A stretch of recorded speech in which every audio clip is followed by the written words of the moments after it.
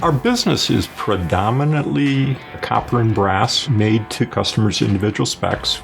We service a really broad range of customers and industries.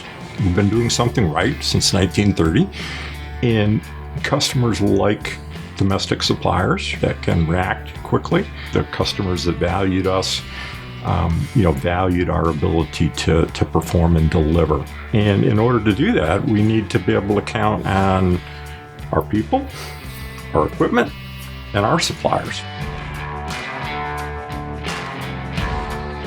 One of the areas that had grown quite nicely for us was the segment of business that we run on the Vulcan machines. We had at that time 4 machines, but the business had grown a lot for us.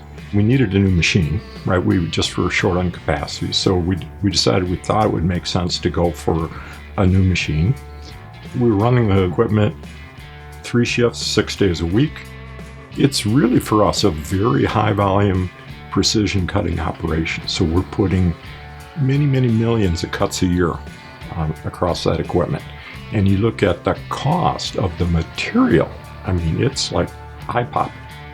When you look at the standard deviation of how well we're able to hold tolerances on our existing equipment versus what a new equipment would be, how do you get your money back out of that? There's a pretty good price break of just taking a rebuild machine versus a brand new one. Over time, these machines have been running for years, things wear out, and then it's harder to center the dies and keep everything centered. And so the rebuilds are great because the main castings and the table and everything is usually pretty okay. Sometimes we need to, bush some holes and whatnot, but it's pretty much a new machine at this point.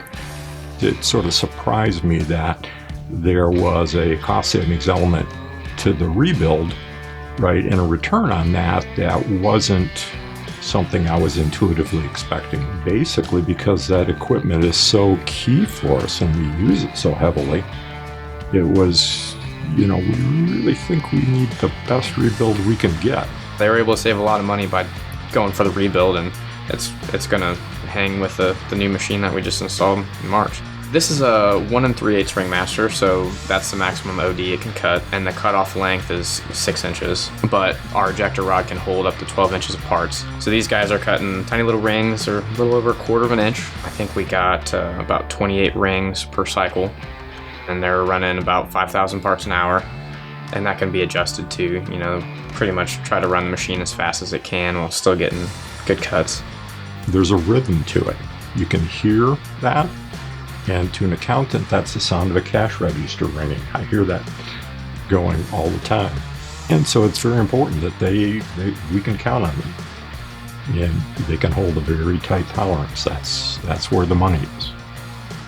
Ran into a couple snags of things come loose in shipping. These guys have a lot of experience with our machines, so they actually ran off some tubing this morning before we got there. And so when we got here, we just ran the other set of tooling they had. They have 2 main sizes that they run on that machine, so sort of ran into a couple issues. But once we got that dialed in, everything went pretty smooth.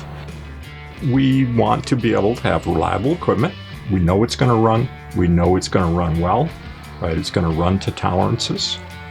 I think of it as sort of a key renewal of some very key equipment, right, for a nice chunk of our business, to put it on firm footing that we can, handle conditions going forward and hopefully, continue to grow that piece of the business.